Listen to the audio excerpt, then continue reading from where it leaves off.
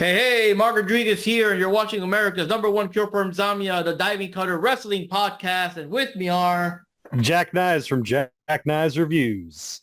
This is Droopy Chan, also known as Ninja Droopy, or you can call me Wendy. Now I'm going to turn this over to the one, the only, the man of the hour, the man with the power, the man who probably got invited to like 5 Thanksgiving celebrations to be the food critic, Johnny Rodriguez. Rodriguez. Yep. And I know we've been kind of gone for a while, guys. The last couple of pay-per-views or so that we missed, we were just busy, and it wasn't really much to... get into, but now we got AEW Full Gear, which is of course one of the original pay-per-views when the whole thing first started. So we're gonna get into that, and we did our predictions and everything, including people that aren't here today, like William, DJF, and Peter. Sweet Pete, Peter, and Tyranny. Which, by the way, special shout out to Tyranny. He's getting his Let's Stuff project up and going. I guess he had to like get his computer fixed, get all his cast. He used to do like dubs of like Phoenix Wright games and other stuff like that. So we'll put a link down below. His channel is coming back slowly, maybe next month or so. But yeah, so there we go. So yeah, we're gonna go to the kickoff show, and we're going to compare the predictions with what we thought happened with what actually happened, and then at the end we'll see like who won, and whoever wins gets to Get driven around by Darby Allin. Yeah, there you go, driven around by Darby Allin, and gets to show him how to properly climb on the fucking truck. Yeah. With a Costco cookie. No. Yeah. Oh, dude. Yes. Okay. Okay, so let's start her up. So the first 3 matches, we didn't really have any predictions for. I mean, we did it ourselves, but it was just too last minute. The first match was Deonna Purrazzo versus Anna Jay, and the winner of that match was Anna Jay. I don't remember much about it. Yeah, I mean, there was some skill here and there, but I think it was when we were getting our food together because we always have the big snacks. So all I know is Anna Jay won, which is pretty cool. I think she did one of those things that she just pinned her and ran off quickly because it was one of those like surprise that she won, and Deanna's kind of pissed or whatever, and Anna Jay's like, "Hey, I'm out of here." Deuces. The next match on the card was Dante Martin versus the Beast Mortals versus Commander versus Buddy Matthews. And both of us went for Buddy Matthews in that one, and ironically, he won. Yeah. And that one was like the flippy shit required portion of the program. But Buddy Matthews does, I mean, obviously not as much as the others, but he does a bit of the flippy shit here and there. So he does partake in the flippy shit. Yeah, but it wasn't over the top. It wasn't like annoyingly over the top. I mean, with Buddy Matthews, so thank you. It wasn't video game wrestling like Cornette says. Yeah. After that, the third match on the pre-show was the Costco AJ guy, whatever, versus QT Marshall. Yep. So that one surprisingly got everyone on their feet because I guess he has like a big online following, him and his son. No, but they were saying because of the town that they're like local. Yeah, local town, but also because they got her following. Apparently he's a former wrestler, so there you go. And yeah, he was bigger than QT Marshall. Well, QT did drop some pounds though. He was a bit slimmer than I remember, and also surprised he still works here, to be honest, because I thought I heard rumors before that he quit or he went to WWE as a backstage or something, but I guess not. I guess he's still here. Yeah. And everything.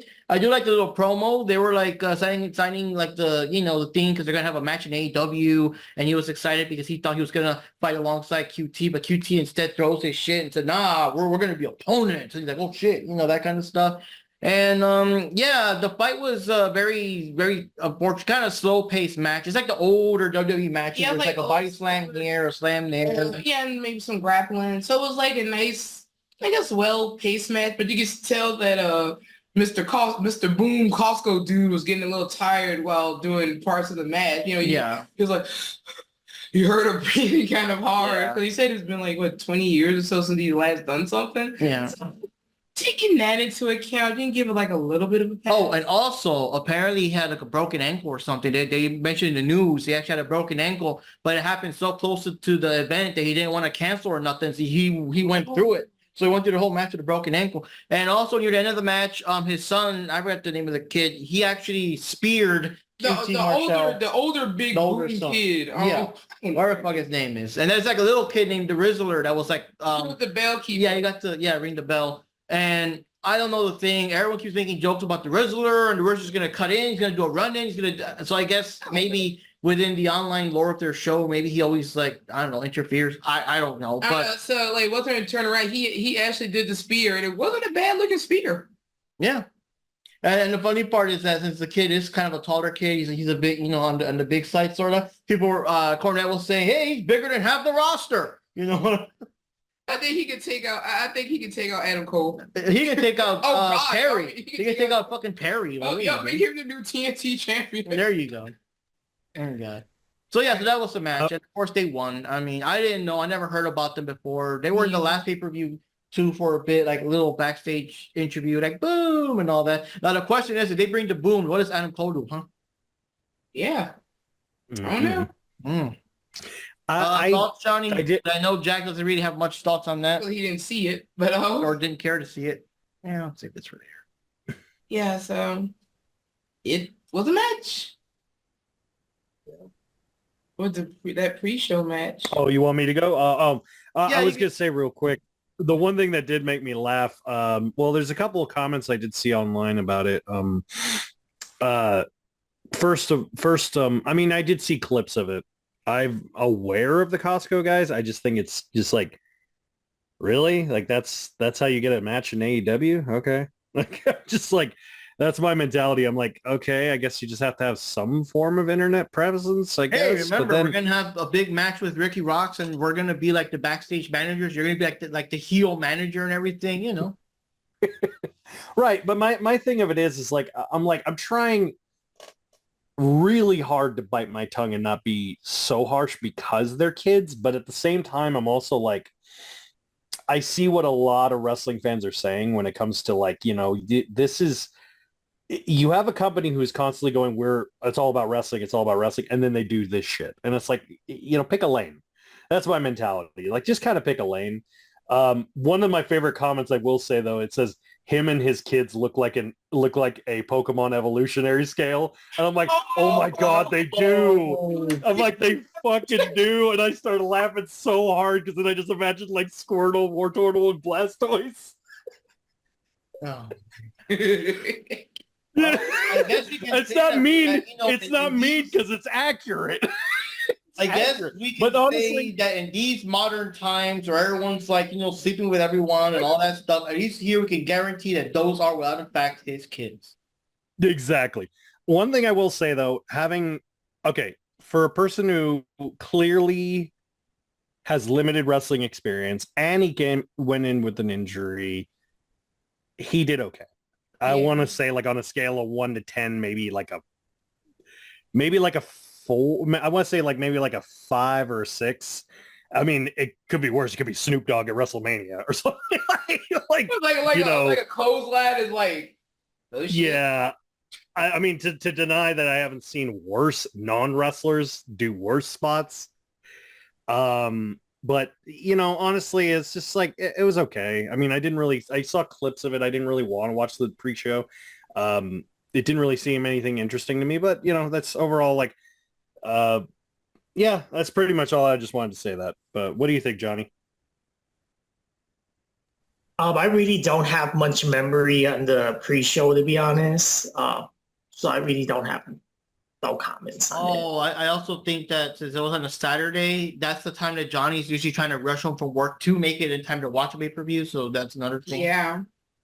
Well, I did watch it and repeat, but the pre-show felt so long. Eventually you kind of forget here and there.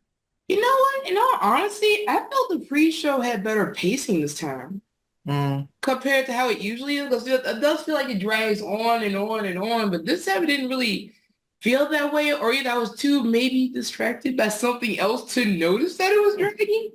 Okay, so let's start with this is the person we actually our had. actual first prediction is this match. So everybody went for QT except for Jack, DJF, and Sweet Pea. So they all get a point. My other question after Jack, since he's here, why did you choose Costco? Popularity. And I feel like QT was just, I think QT is just kind of one of those guys who like, he'll take the L. He's cool with it. It's not really going to affect his paycheck. The thing is, I forgot about that. I voted for QT because I was seeing it more into the thing like, okay, compared to these random like YouTuber guys or whatever, this guy's an actual wrestler. Whatever you want to say about QT, whatever you want to say. No, he's a good wrestler. But I forgot he's a to solid the wrestler. fact that these guys are the celebs and whatever, and it's like, you know, doing them a favor, putting them over. And honestly, I forget who they were until I saw them. I was like, oh, together with The most famous thing they would do is literally just go into Costco and go, "We're Costco guys," and that's all they did. And then that apparently exploded and blew up, and then they had a music video. What? And I'm just like, I'm like, okay. I'm glad I'm not on TikTok. I'm just like, okay. Oh, what cup is that, Johnny? Is that from a movie? I don't do TikTok either, so I don't know. What is it? It's from a Mexican restaurant, Riva's. Mexican grill. Well, I'll check that place out. Oh, And they have several locations. They have one in Nevada, Utah, Arizona, and California.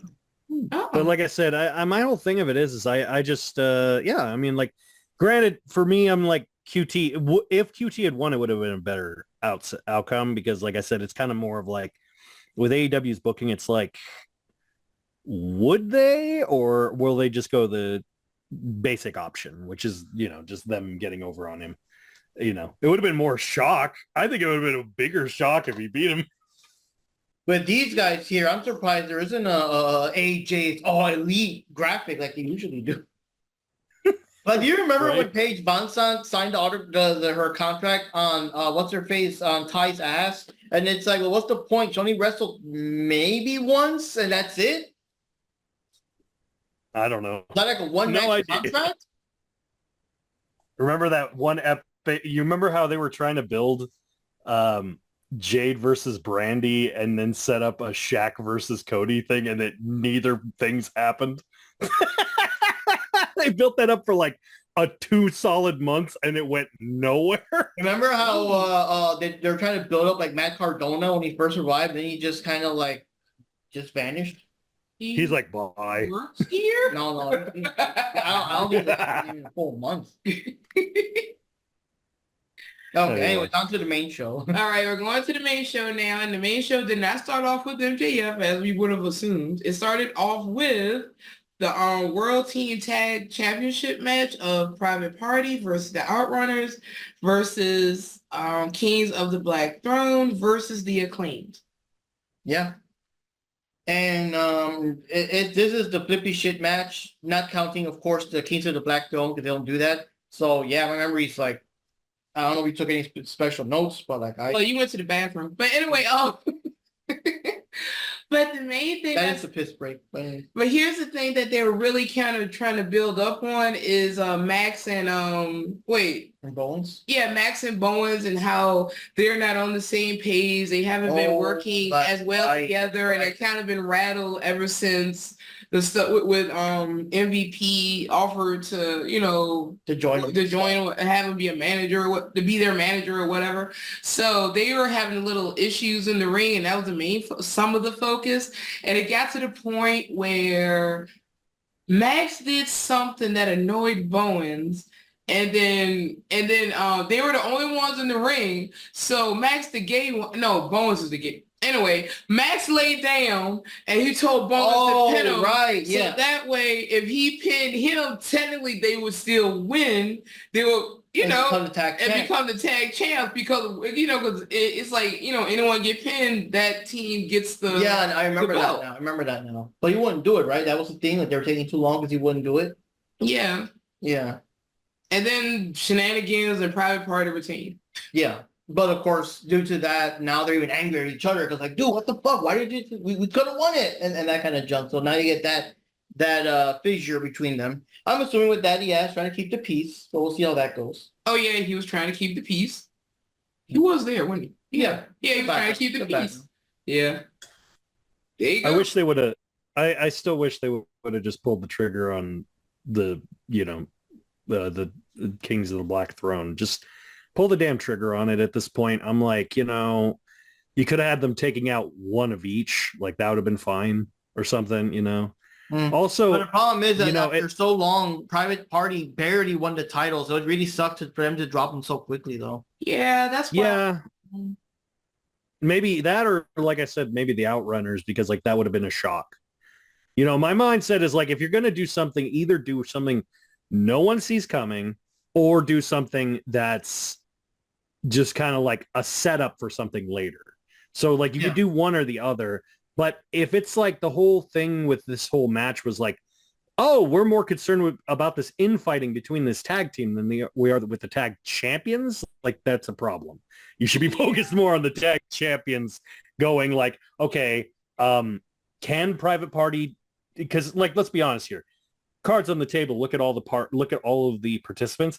Private Party are probably the smallest guys physically and just experience-wise. Yes, they've wrestled longer, but they've never been on like a high-level pay-per-view like this, even as champions. So this would have been a prime opportunity to go, maybe they can surprise people, maybe they can show up people, maybe they could win them clean.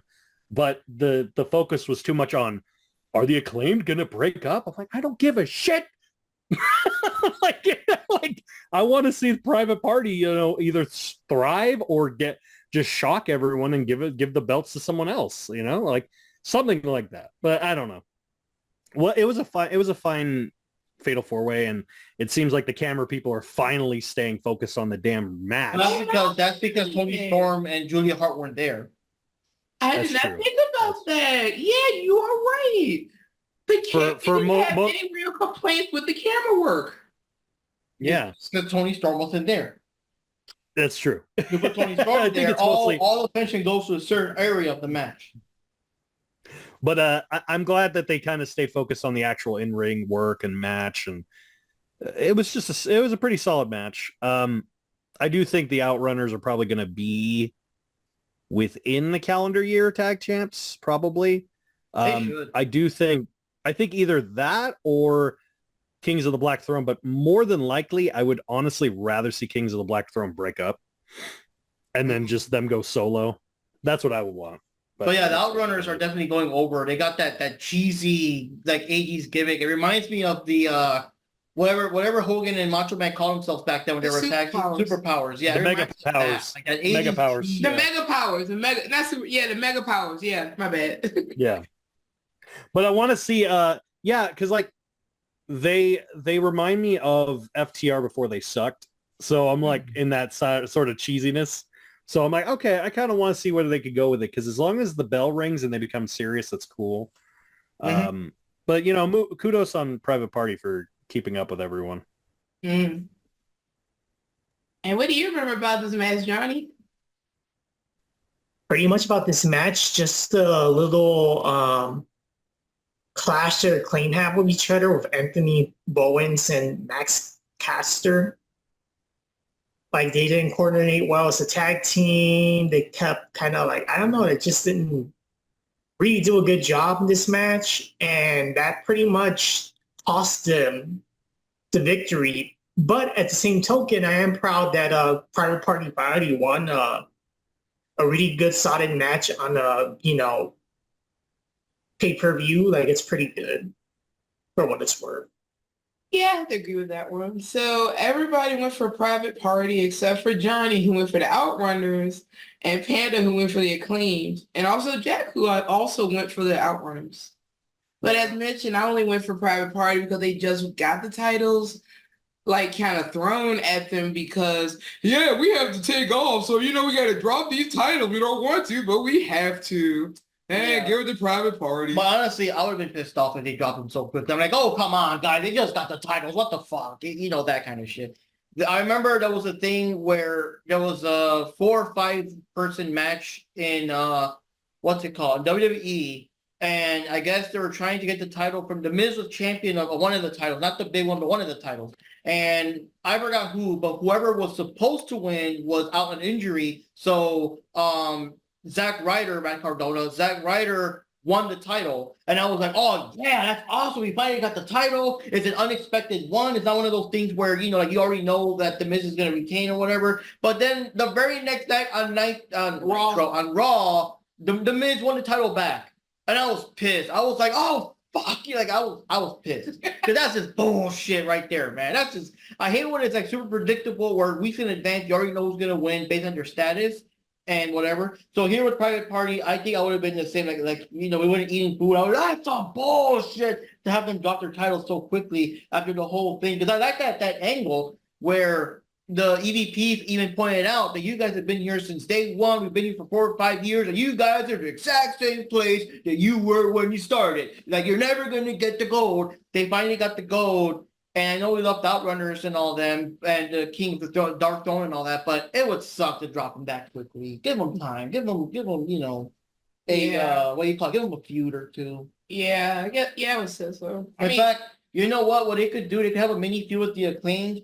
And if the Acclaimed are so busy, like not on the same page, which the commentators constantly pointed out. Yeah, because wrestling fans are stupid, right? Got to remind us every 5 minutes, right? But anyways, that would be a good way to have Private Party go against the Acclaimed and have them go over because you always have that excuse like, oh, well, it's because they're on the same page. But if they were, for people that some of the fans might say, oh, that's bullshit. How can Private Party beat the Acclaimed? You have that's an excuse, and that could work for a feud if they choose to do that. Well, we'll see. Mm-hmm. Now, the next match on the card was the random match of MJF versus Roderick Strong. And just going to just get this out the way now. Everybody knew MJF was going to win. Nobody went for Roderick here. Let's see. For this match, what's the name? Called Roderick to tap out. Mm-hmm. Adam Cole and the best friend showed up. Which calls. What now? Kyle O'Reilly. Oh, he did too. So yeah, Kyle came in after. Wait. Yeah. Oh, Kyle O'Reilly came in, and then it was Matt Taven, or not Matt Taven. What's his name? I thought both of them came in. It was Matt Taven and hang on, I remember Mike Kanellis. That's what it was. Yeah. Okay, so they came in. Adam Cole ended up coming in. Kyle O'Reilly came in. MJF ends up running off. Kyle gets mad at Adam Cole and blamed Adam Cole for MJF getting injured or whatever. Yeah, because he put his arm in the chair or messed his arm up or something. Yeah. Yeah. Yeah, because you have this storyline which makes zero sense of Cole being super focused on trying to I guess destroy MJF altogether, and Kyle O'Reilly keeps coming in and telling him like, you have to do it, don't get obsessed, or you know what, I'll do it then, and all that kind of stuff. They've been kind of doing that storyline, and now with Roderick Strong fighting MJF, it's like, you see, it's because of your obsession that he's injured now and stuff like that. Which I'm sure we missed out on your rant for that, Jack, because it makes absolute zero sense because Cole was the one that betrayed MJF. Cole was the one that cost him the title, and Cole was the one that I guess injured MJF. He was gone for a couple of months or whatever. Yep. So what does he want revenge on MJF for? Should it not be the other way around? He just want to boom. Yeah. Yeah, he doesn't have a reason. That's exactly what I was saying before. I literally said it was going to happen where, they're just going to drop this and then we're going to have to pretend that everything that suddenly we give a shit when we don't. And now everyone's seeing the consequences of exactly what I was saying was going to happen. Yeah, and then because they don't. MJF himself doesn't want revenge. Like he wants to he wants to do to back off and leave him alone, but it's not like oh, you took my devil mask from me, you took my title, like he's not doing that either. Whatever. I have better things to do. Yeah. That's how he is. And I kind of like he's kind of doing that with the characters. Like, I'm not going to bother myself with you two idiots who shouldn't be mad at me for a storyline that doesn't make any sense. Does everybody have that here? I mean, did we miss the whole last year of nonsense with me and Cole over here? The brochacho. The funniest thing about this is, and you can tell because you can hear it, the crowd doesn't know who to cheer for. You've deliberately confused the fuck out of the crowd because they go, well, we hate MGF, but he's a good guy. But we hate him, but you told us to hate him, but to love him and hate him. And then Cole was a good guy, but now he's a bad guy, but now he's a good guy. So is he a good guy? Who? And then the crowd's just like, Like they don't know what the fuck to do. So instead of them cheering the wrestlers, they're cheering the spots. They're not even cheering the people. So they're like, I guess, yay. Like it's like someone saying, it's like someone finding out this other, like, it's like knowing a couple and then like, oh, well, she's awful because she cheated on him, but he murdered a guy that she knew, and it turns out he faked his own death, but they're both evil because they were both in on it. And you're like, okay, so who am I pissed at? Please tell me. I'm confused. Like, that's kind of how the audience feels. Like, I can be mad. Just tell me who to be mad at, and you don't even know. You're like, I don't know. Everyone sucks here. And then like, it's so funny because they want us to they want the audience to care as deeply. And I'm like, this is exactly what happened when I said before. This is what happens when you take a shit heel character, because that's how MJF's character is. A shit heel character is like a macho, is like a $1 million man, a sneaky, weaselly, conniving person who will do anything to win. And then you try to turn him as a good guy. And then the audience goes, okay, that means all the bad stuff he does is good now. And then you turn him back into a villain and you're like, oh, what do I do? And now that's where they're at now, because it's like, didn't we spend like a year and a half building up the stupid devil storyline only for it to turn into a dick punch and then like, forget it. Remember? Now remember it again. Wait, do you want me to forget it or remember it? It's like someone burning a book and then what? It's like wanting to watch Lord of the Rings and then them saying, oh, you don't need to read The Hobbit. And then you're going, oh, good, I'm going to burn my copy. And you're like, no, it's important. You need to remember this. Wait, you told me to burn it. How about you, Johnny? What did you think? Okay, so about this match, I felt like the ending of the match was more interesting than the actual match itself because it was very predictable that MJF was going to win one way or another in this match. You know, he was going to cheat to win. I will tell you that I still give credit to Roderick Strong. I think he did pretty good in the match. I mean, unfortunately, he lost the match, but I think for what it's worth, at least just watching the match, just watching him fight, I think he made the match better than MJF made the match better. If that makes sense. That's how, so MJF is as a wrestler. Okay. All right. Yeah, angry Ned Flanders has some skills there. Yeah, he is pretty good. All right, so the next match was Mercedes versus Kris Statlander, Mercedes Mone. See your way out. Anyway, Mercedes Mone versus Kris Statlander for the TBS Championship, the TBS Women's Championship. Now for this match, everybody went for Mercedes except for our contrarian, Johnny Rodriguez. So for this match, it wasn't that bad, honestly. I mean, I thought it was okay. It was paced okay. It was all right. And apparently there was one move that did stick with me. It looked like Mercedes did this weird, looked like she was trying to do a backbreaker, but it hit Chris's neck. Oh yeah. Or something. Yeah. And I thought that was kind of, weird. Dangerous too. Yeah. There don't seem to be quite a few spots like that, weren't there, for this match? Yeah. But I thought the pacing was okay for the match, and it wasn't so bad, I guess. Now, I know Statlander was pretty awesome though, and they really did kind of fake us out a bit. Like, I know that you come in thinking Monet's gonna win, but then like Kris Statlander had a lot of good spots, a lot of real close calls where she could have won, and the crowd was like going for her because they just hate Monet. Oh gosh, I mean, yeah, I remember my reaction. I was like, and didn't Kris actually hit her with her whatever her power driver or power bomb move is called, and Mercedes still got up and everything? yes, I think she did. Yeah, and I was like, it was just so close. I'm not 100% sure. I think Mercedes also was trying to do her finisher once or twice, but due to the side step where she couldn't get her back up there, and she was also trying to do the whatever they call the bank statement now, and The mess.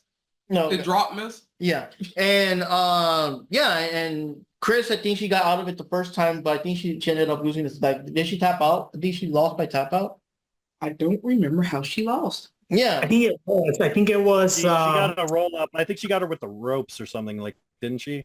oh, Did she get her feet on the ropes or something and to beat her or something like that? Or am I remembering a different? Oh my match? gosh, I don't remember. yeah.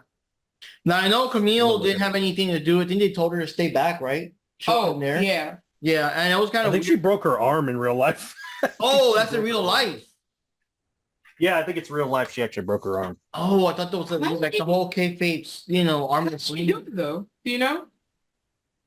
I have no idea. I heard rumor that she had broken her forearm. That's what. No, the thing with Camille is that she recently got fired, right? Like Monet fired her. And Oh yeah. So in a recent episode of Dynamite, Mercedes was coming out being her old arrogant self, and then she's up there talking to talking down to Camille, and Camille just grabbed the mic from her, and she told her just shut up. She said she cannot fire her. She quits. Dropped the mic and walked off. Yeah. I just hope they treat her a lot better than, the whole with Wardlow and MJF, because, I don't know what Wardlow did much indies or whatever before AEW, whatever, but at least in Camille's case, she was a big, undefeatable champion in NWA. She deserves that respect to kind of follow her here. So hopefully, I guess the quitting thing is a good excuse for her to kind of disappear for a week or two, get more healed up on the arm. Actually, with the way Mercedes was treating Camille anyway, I kind of figured that they were gonna have to break up at some point, and then Camille gets sick of her nonsense and just go after her. Yeah. But now that we know that she's actually injured, that's going to be a while. I think that's the reason they wrote her off. Like, I quit. Because. But the thing is, when she comes back, I hope they do something with her, because remember the whole build up with Wardlow and MJF, and you can see how Wardlow's getting more and more irritated until he finally snaps and blah blah blah, and then nothing was that's afterwards. So that's the whole reason I got pissed off, because Camille is considered was one of the greatest women's wrestlers on the indie circuit. Yeah, she was the champion. Awesome NWA. She was the NWA. She was the NWA women's champion for over 400 or 500 days. She literally went through that whole division. And then for her to come in and go, no, I'm going to be a second fiddle to Mercedes. You're like, oh God. And then this happens, and it's like, you kind of want it to happen with what happened with Mariah May, but it's also but Mariah May had, her and Tony kind of bounced off each other. Mercedes is such a spotlight hog. She can't let anyone bounce off of her. So it's I don't know. That's the sad thing of it is. Yeah. But the match itself was kind of okay. You could tell Statlander was kind of messing up a bit. And then Mercedes is, of course, a botch machine. So she kept screwing up moves over and over again. So it's ugh. But it was fine. It was all right. I kind of just want that belt off of her, but I don't think Statlander should be the person to take it off. I'd rather have Jamie Hayter take it off, honestly. All right, Johnny. At this point, I want any woman wrestler to take off Mercedes Mone's belt at this point. But if you really Athena did that would be awesome. Imagine Athena beating up Mercedes Mone and winning the match. Yeah. I could make a comment about people wanting to take off things of Mercedes Mone, but we don't make those kind of comments on this channel. Hey, I said throw that broom kid in there, let him spear her, and then take the belt. But yeah, about this match, kind of like what Jack Knives said, I think it's kind of an okay-ish match. I don't know. I think wasn't Kris Statlander so injured from a previous match before this one? I don't know. Well, she still has. I'm sure she's fine now, because I don't think she no longer has the braces. But she had both her knees were fucked up, and she was wrestling with the knee brace for a while. So they kept commenting that during the commentary, because obviously Monet was targeting the knees and stuff like that. They're like, oh no, remember that her knees were messed up before. Remember Shantai knee brace. Oh no, to kind of get the people. Every 5 minutes, We didn't hear the first 50 times. Yep. But I did notice that Kris Statlander was kind of slow in this match. Like she was very, very slow in my opinion. And you can say whatever you want to say about Mercedes Mone because I'm not a big fan of her, but it's very typical in any wrestling match when somebody is slower and the other opponent is a lot faster, that person's speed can still leverage the person's slowness. So in this case, I think kind of the reason why Mercedes Mone won this match, other than the fact that, it's all scripted and, they have it all like in a contract that she has to win every single match, is because she was so able to work her way around Kris Statlander having her knees all injured and her not having that, I don't know, very fast and agile response time that I think she used to have. I don't know. To me personally, I felt like she was kind of slow in this match. Okay. And I was like, yeah, what happened here? I was kind of surprised a little bit. and of course, as mentioned, Mercedes did retain. She's still TBS champion. Anyway, next match. The next match was Jay White versus Adam Page. And for this match, because of how AEW booking is, everyone went for Adam Page. But our contrarian was Jack, who was holding on tight. He's the Jay White fan. Jack Knives here went for Jay White, and Jay actually won the match. I remember when he won, I was thinking, oh, Jack's going to be happy. And we were saying, I was happy. Wins, oh, Jack going to be mad.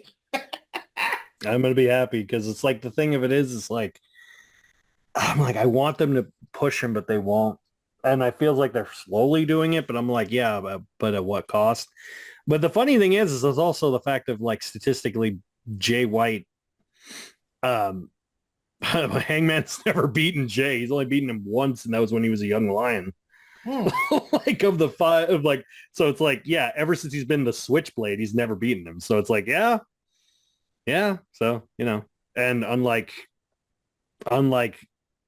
Hangman, Jay White has actually been a champion longer than 4 weeks. So, The match wasn't so bad. I thought the match was okay. But the only thing I mainly remember is mostly the aftermath stuff.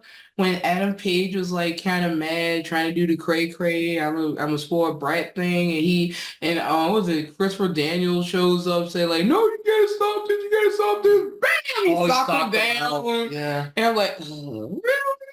And I'm like, okay, let me get this straight.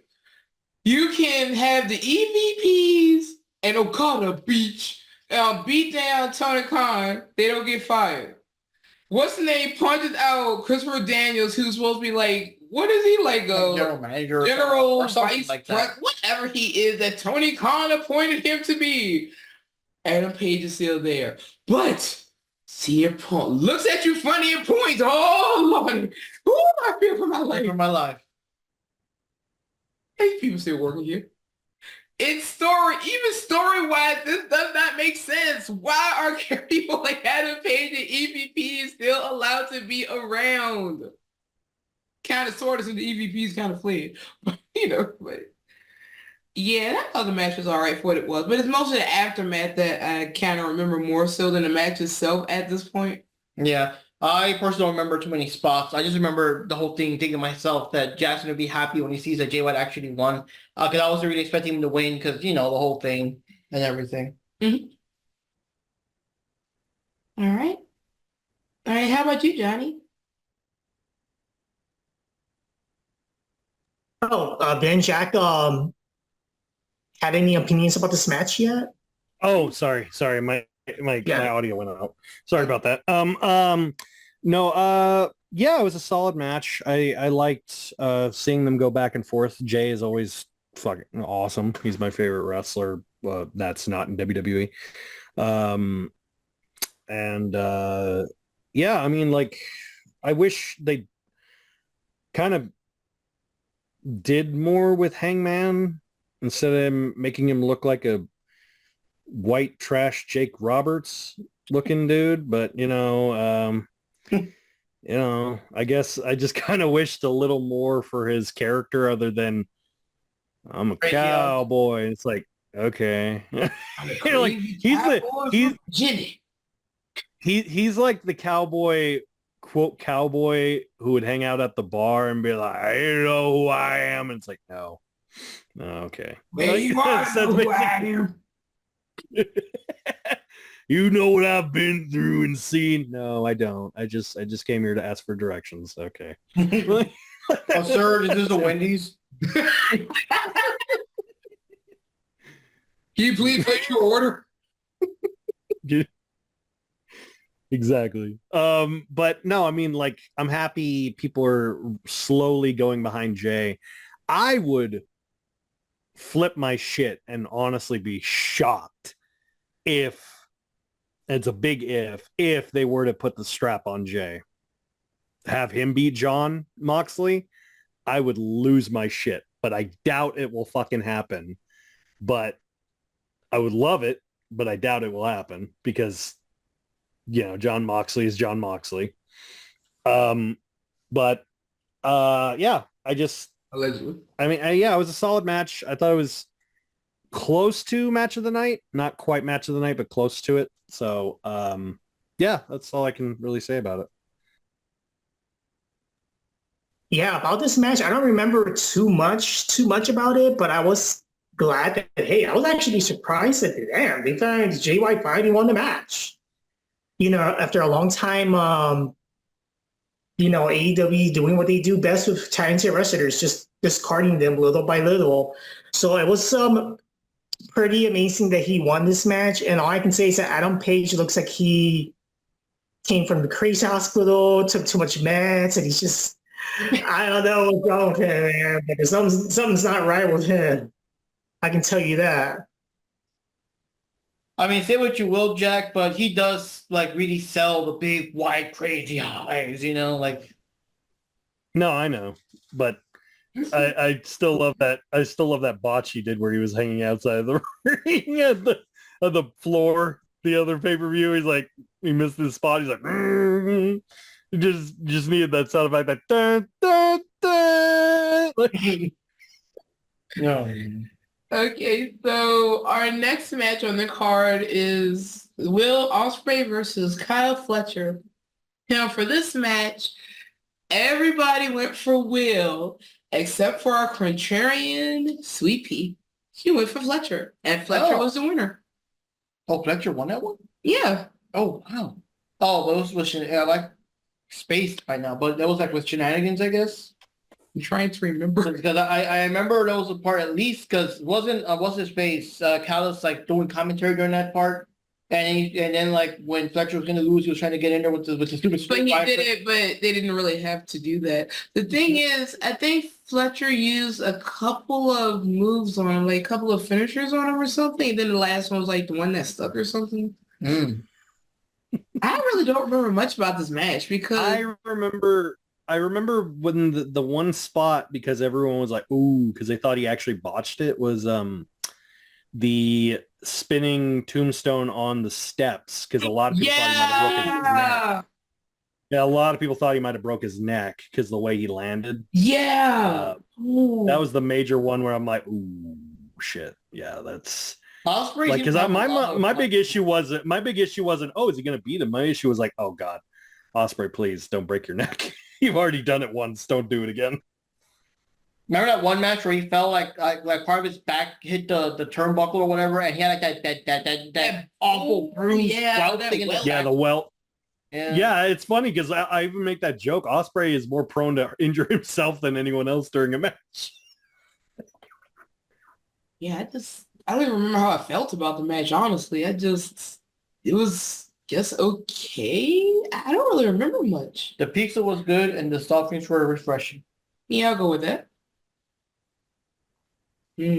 But it was I think this match was probably match of the night just for spots. I mean, for AEW style wrestling, which is all 90% spots, it had everything you could want. It was like flips and trips and skips and hips and Flips and tricks all that and junk. skips. Oh my. Yeah, exactly. But you know, the only reason Kyle Fletcher won is because he didn't have his hair to weigh him down. That was the real reason. Oh, definitely. Oh, he's more aerodynamic now. It's aerodynamic now. That's the whole reason. Because I think that's deep down what Don Callis really wants.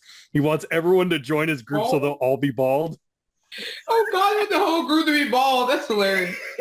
He's like Takeshita's like, no, I'm not gonna shave my head. It's like, oh come on, it'll make you more successful. And then you grab the cow and said, no. No. All right, I like you on my side. You're good. But no, honestly, I'm happy that Fletcher is succeeding. It's really sad about Mark, his former Aussie Open tag team mate, how he probably is never going to wrestle again because of his internal injuries and stuff. So, yeah, I'm glad Kyle Fletcher can, finally, step out of the shadow, I guess, because like that's the problem is like they were so. Because I guess Mark became the Janetti of Aussie Open, huh? I guess. I mean, well, with they were so freaking great. That was the problem. They were such an amazing tag team, and then they were at the top of the the tag team division in the world, and then Kyle got injured, and then Mark got injured, and then he just kept getting injured, and it just kept getting worse. And I was like, ugh, poor things, But like now, Kyle is like able to thrive, and the big issue that Kyle has always had was he was always seen as like a clone of Ospreay, and I'm glad that he's not. I'm glad that he's not being one. So I'm glad that he's kind of adding a little more to his own stuff. I wish he would do more strike style, like kind of more like how kind of not like Jay, but more like I hate giving him a compliment, but like Wheeler Yuta, how he's a little more on the strike than he is on like flips. Yeah.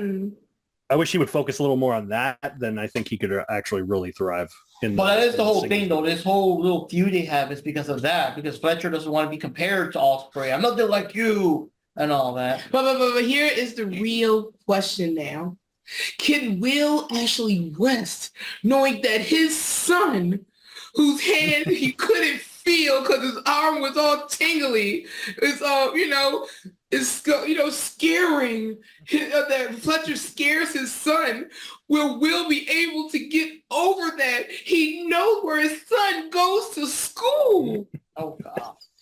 I love how they make it seem like they're trying to make it seem like so much more intense than it is. Like his quote stepson is 15 years old and his mom is very much alive and in his life.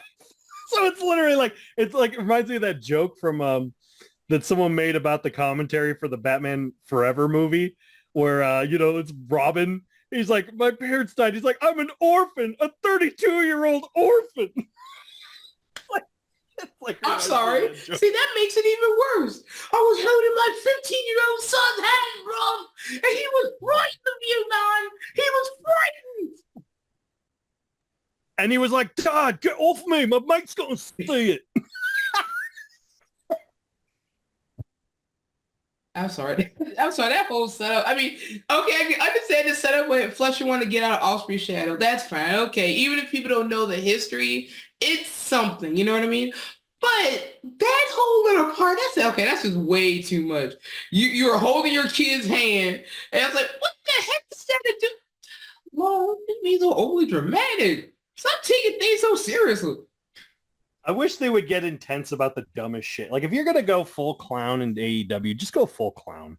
Just like go like have like a promo battle where it's like, you know what? You hit my jaw so hard. I couldn't eat ice cream. And I fucking love ice cream. You know what that did to me and my family? And just be like, what? And then just like them just start fighting. I'm like, just go full stupid. If you're gonna go stupid, just go full stupid. It's all like, I can't ever eat my wife's carne asada ever again because you damaged my tongue. How dare you? Just go full crazy. Just do it. Just do it. I'm like, who cares? Is anyone going to be like, because then you just have signs that say carne asada or something stupid like that. Go full for it. Go for it. Okay. Your thoughts, Johnny?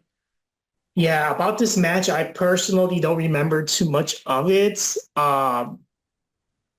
And I think that maybe the reason why Kyle Fletcher shades his head off is just to not, I guess, be compared to Will Ospreay in one way or another. So maybe that's why he did that.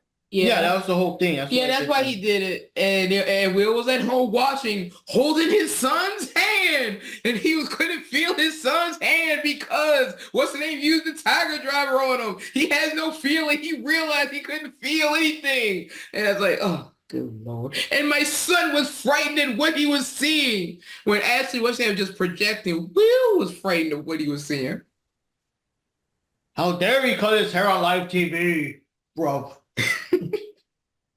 But in terms of Kyle Fletcher, it's cool that he won the match, and I noticed that he's just getting more and more angrier by the minute. So he's becoming more heel by the minute, actually. So that's pretty cool just to see him in that direction. Yeah. Don Callis is all like, yes, Don Callis, into your anger. I wish Kyle Fletcher can go that direction without having to be associated with Don Callis. We'll see. But for right now, Don Callis at least gives him more airtime. That's why I'm kind of glad that we got Archer and Brian Cage there, because they do appear on TV way more often now as part of the Callis family. So that kind of helped them out, more exposure. Because Brian Cage has been appearing a lot, but Lance Archer, he always vanishes like months on end or whatever. It's like, does he still work here? But now with the Callis family, they do appear almost every other week. So, Now, the next match, Daniel Garcia versus Jack Perry for the TNT Championship. And for this one, Panda and Jack, DJF and Sweet Pea went for Perry, while you, Johnny, and I went for Garcia. And the winner of this match was surprisingly Daniel Garcia. Hell yeah. I like how Garcia just fucked him up and everything. I know that, Perry, whatever, and he's a heel and all that bullshit, but, he's like a kid with a beard trying to be badass or whatever, So, I like that they went with that in the sense that Garcia whooped his ass the way you could predictably see him whoop his ass. And the only time Perry ever got any advantages, if Garcia messed up or whatever, he'll obviously as a heel, he'll hit him when he's down, junk like that. Wasn't they doing that at the beginning of the match where Perry kept like going out of the ring, like dodging them for a bit and everything. But then once Garcia finally got his hands on him, there you go. You beat him up and everything. Yeah. So I'm glad that all that happened. And while that was going on too, I was reminded like, hey, wait a minute. Like the MVPs are gone. And Okada is not scheduled in any match or anything for this event. So he's on his own. There's going to be no cheesy run-in, no last-minute whatever, none of that shit, So that was fucking awful. It was one-on-one fight, and in the end, Garcia won, and I'm super thrilled. I know some people, their opinions might vary, like Cornette. Yeah. But by my thing, I do like Garcia. I like the attitude he kind of brings to it, and I'm glad that he won. As bland. I really don't see Garcia like that. I mean, I like Garcia. I mean, he's got attitude, man. He's got attitude, and it worked. He just sounds like a New Yorker to me. That's like a dude, scraping by, clawing his way to the top. The whole thing where you got to be hungry to get to the top. That's the vibe I get off him, and then. Of all the people, because Perry he just got to go. And that fucking emo title, we got to get the title back to his proper colors and everything. Like of all the people you got, in my opinion, Garcia's not a bad pick, and it's good. There's a chance for him, and you can tell he's going to be a defending champion, so it's going to be awesome. I thought it was kind of dumb when Perry gave him the belt and it said they wanted him to hit him. It's like, yeah. And of course the commentators were up there saying, no, Garcia, don't do it. Don't hit him. You can't win this way. Yeah, because they're disqualifying himself. So what? Well, yeah, he was trying to egg him on and piss him off and whatever, but, I know, but I don't know. I guess it's just something that's like should be obvious where they don't have to state it, but I guess you know how it is. Every wrestling match is someone else's first time watching wrestling, so they gotta, get the rules. And I guess. But then again, why bother with AEW? They don't have rules anyway. You've seen the refs. Yep. I still like that one where they had like a whole bunch of more and more like Wait, you're sounding more and more like me. Yeah, but the thing is, I like how, because I guess I forgot what there was some match that was, I guess, too violent or whatever. One of the matches got extreme or something, so the people, I guess, the powers that be complained or something. So they had like these list of rules that will be enforced, and it was, I'm sure it was just to keep people quiet to shut them up But they because still use them. they never do really. The referees are still like doing whatever. Yeah. Because everything is always like a count out or whatever, or no punching or whatever, but at the referee's discretion, and I gotta say the referee's discretion, that happens like a lot, like a whole lot. Like They're trying so desperately to be New Japan without any of the credentials of New Japan. So it's literally like, because that's New Japan rules. New Japan rules is per referee's discretion. But that's generally referring to countouts mostly. Like, hey, and the reason why, like, even in New Japan, you can lose a title via countout because it's considered dishonorable. Oh. So if you leave and you're out, because it's a 20 count, it's a quick 20 count. If you're out of the ring for 20 and you don't come back and it's for a title, you can lose that belt. So yes, they consider that a loss because you chicken shit out. So it's the same thing, but that's generally in that regard. Like, that's one of the reasons if you watch New Japan, like Red Shoes Uno, who's considered like the gold standard for referees, he knows specific wrestlers like the Bullet Club when they do shit heel stuff and they're like, oh, the referee's turned around or whatever, and then like this guy gets hit and thrown in the ring and they try to pin him right away. He won't count it. He literally will not count. He'll like, no, I know some shit happened when I had my back turned. So I'm like, that's kind of cool. I'm like, that's kind of smart. That's why a lot of people love Red Shoes. But the thing of it is like with the rules in AEW, like you don't really know what the rules are because it's kind of like fly by night. Yeah. Also, I'm so happy Jungle Bitch lost his it's not like my title, mom belt. That's what I'm calling. Tell me that he looked all such whiny a belt. when he lost. That is such a whiny bitch looking belt of the see it's a real belt, mom. You wouldn't get it. Ugh. It's like you're not my real dad belt. Oh God! You see him in his room with the dark curtains and all that stuff being all evil. And it closes the door, and you'll hear that. Why did this happen to me? I'm like, God damn, no. Like, stop. But that's him. That's him so much. Like, I'm like, that is 100%. I'm like, the amount of like, didn't he like weld that belt into being that stupid looking? Yeah, I think so. They had like a whole like what do you call it? A segment showing that. Yeah. At least Scorpio Sky just changed the belt to have like Lakers colors because it's like the strap because it's like okay, yeah, because he's from LA. Okay, cool. A little goofy, but I'm like whatever. And like it wasn't the belt, the metal. I mean, he didn't add the little spinners like John Cena did. That's true. Well, he might as well have. At that point. He just pretty much had like he might as well just had the belt covered in middle fingers at that point and been like, it's real glass. Like, he's trying so hard to be edgy without being edgy. It's so sad. In all honesty, like I said, I actually really liked this match. I was surprised that I liked this match because Perry was involved, but even with the ending, they did have like a couple of fake outs, whatever, and you just saw it. It's like, oh, so close, so close, so close. So yeah, I kind of didn't mind this match. This was an enjoyable match for me. I'm happy for Garcia. I was definitely preparing myself with all the close calls that this fucker's gonna win again. I'm so glad that Garcia beat him. Mm-hmm.